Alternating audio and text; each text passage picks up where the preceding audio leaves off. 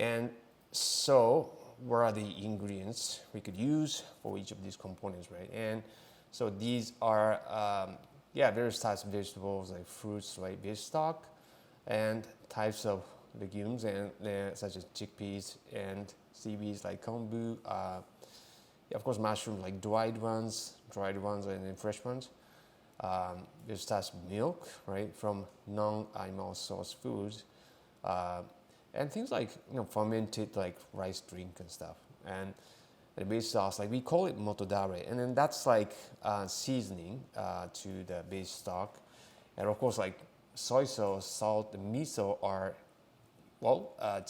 could be definitely can be plant-based. So, and of course, like we have to have like ingredients that like we infuse these soy sauce and salt and miso with. They can be plant-based, and flavored oil. And flavored oil is a very, very important component. I think more important in vegan ramen than like regular authentic ramen noodles. But oils like based on like various vegetables like coconut, like sesame, sunflower, etc. And then toppings and noodles are of course need to be like vegan, based on like vegan ingredients. All right, so vegan ingredients like kind of like more details like for each of the components. And so base stock would be like really important, or base sauce is like really important. We have to, because we're trying to bring kind of same level of umami, right, from like all these vegetables, like non-meat, non-animal based ingredients, right? So like it's very important for us to be like extract, right, good amount of umami like from these ingredients. So we have to be able to like extract like kind of umami type, like level of umami, right, from these ingredients, like non animal based ingredients. But because we want to like bring out like kind of same amount of umami, right, that we can or like more, right, more like of the umami we could get out of like animal based ingredients. So we have to choose the types of like ingredients, and like onions, potatoes, different types of vegetables. Like they are great for to get all these umami out of them. And chickpeas and everything like there's like, and then soy milk, right, and coconut milk. They are great, right? They are very, very good source of kind of thick type based stocks. And then tare, like motodare, like that's a seasoning, and it's very important too. And so like soy sauce, salt, miso, and I'd say like curry paste, or like curry powder. That would be like very important sauce. Like then vinegar, and vinegar is like used to kind of summarizing, or like we're rounding up like all these like different like tastes, like flavors, different flavors. So like into like kind of one there's a whole, right? So it's a very important component too.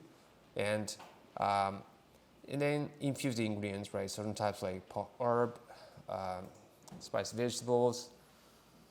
Okay, so flavor oils, various types of vegetable oil, vegetable oil, and coconut oil, sesame oil, sunflower oils. So like any type of oil that like that are vegetable based, and that do not carry like strong flavors.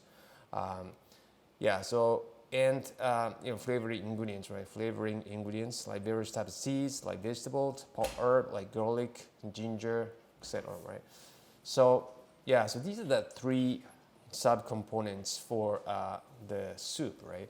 And they have to be based on all like vegan ingredients. So, all right, so noodles, right? Noodles. So like there's a tendency, right? Like vegan, like people in the vegan diet, like tend to prefer, or like they need the noodles to be like gluten free and wheat flour, but like you could like go for rice flour, and then other types of grain flours like buckwheat and stuff like that. And of course like you can also flavor the noodles as well. and with the like various types of vegetables like seaweeds, like even tea, spices, and nuts and seeds. And toppings, right? Toppings are also very important. Like, well, toppings could be like divided into like broken down into like two different types: fibers and protein and fat. And for fibers, we see various types of vegetables and mushrooms. Mushroom could be like grilled, chopped, and then like made into paste, right? And then like protein, fat, like legume, like products, fried bean curd, like tofu, right? And then bean paste, nuts, seeds, like, and of course like meat substituting, kind of soy-based like meat and stuff. These are all good. And well, when we're thinking about like vegan ramen soup, right? And it's the same thing like with the like non-vegan ramen soup as well, but like there's like umami strength of umami, and the soup being like dense or like viscous. So we could map your ramen soup according to this on this like chart, right? And we've been talking about like this soup base stock like being like light or like heavy, right? Light or thick. I mean, depending light or thick, like in terms of like density. So how much like umami particles like do you have, like in a certain like cubicle the soup, right? So there are two ways you can make base stock, and then light version or heavy version, like thick version. And it's the same thing with a vegan ramen soup. And it's either like you're making the soup like cloudy, or you can make the soup like kind of translucent, transparent. And there's like we talk about these two ways we can do in our ramen school. And cooking temperature is the key to making ramen base stock. And it's like 60 degrees Celsius is the kind of the threshold, like when like umami starts like extracting. And then there are some like ramen shop like that just keep cooking their stock at this temperature, right? Like over this temperature, maybe 65 or something, and for hours and hours, like long hours, right, to extract like umami, like strong umami. And but they want to keep the color of the stock like translucent, transparent. And so so we talk about like all these components, ingredients, but like there are some of the vegan dishes that like we made during our school. And you guys can see like all these like ingredients that are like used in this dish. And this like the base is like pumpkin and like all these chopped up leeks. And you guys can probably see like shiitake mushrooms and chopped up shiitake mushrooms. And and then like you guys probably see like some oils, right? A flavor oil like floating here and there.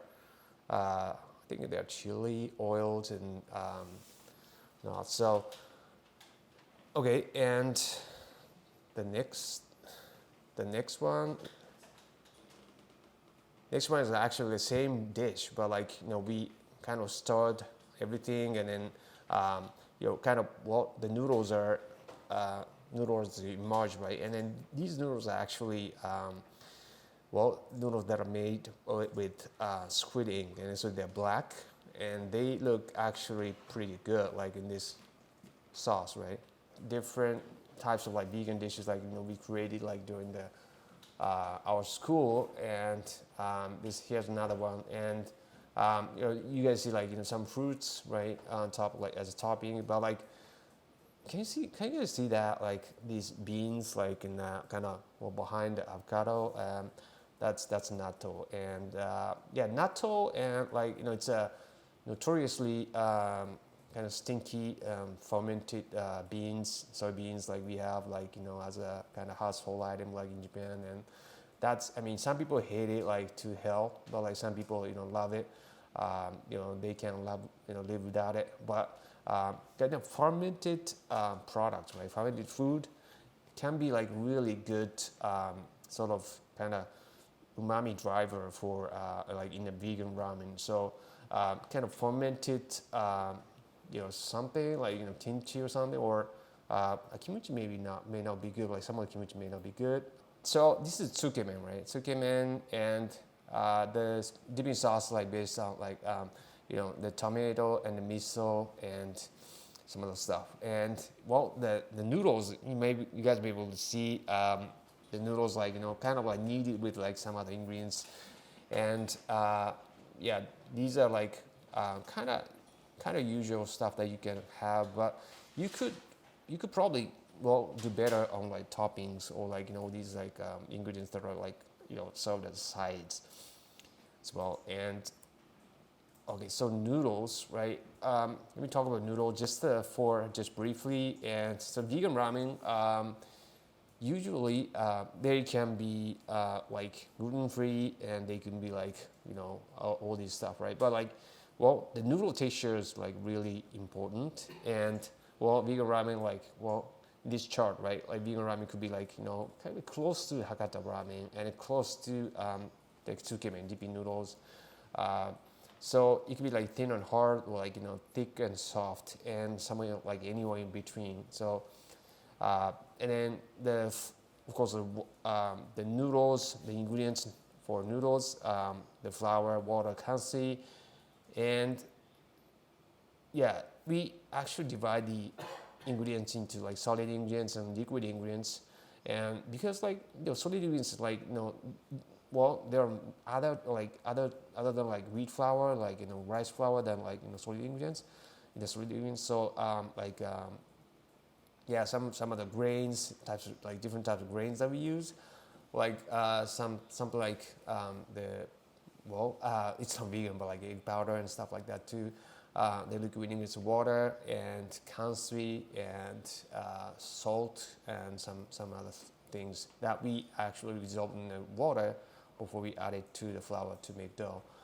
So that's why we kind of classify noodle ingredients as solid and liquid.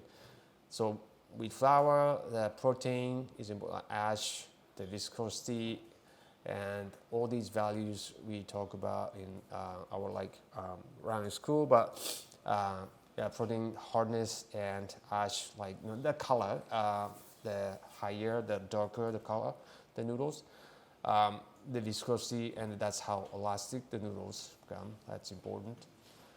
And so low hydration level is very important too. The lower, like drier, harder, and higher, that's softer.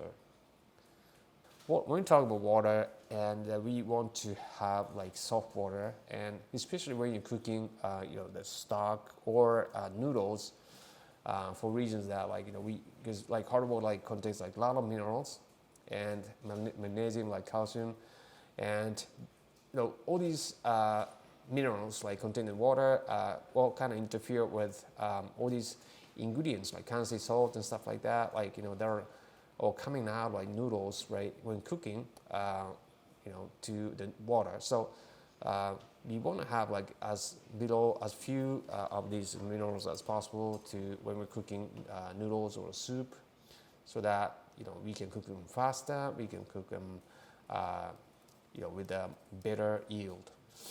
Okay, so the kanshi is something we have to have for noodles we call ramen actually. And the kind of kanshi we use is between the combination of potassium carbonate and sodium carbonate.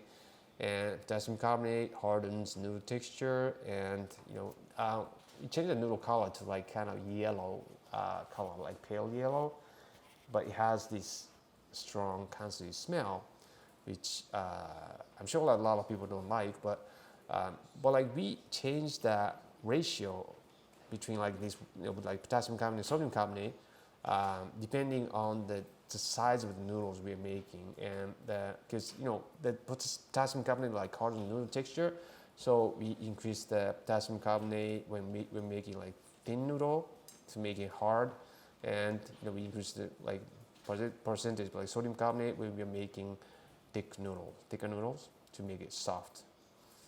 So yeah, we can make actually all kinds of noodles, and it's very easy. And as you can see in these pictures, so you have to like just make dough, right?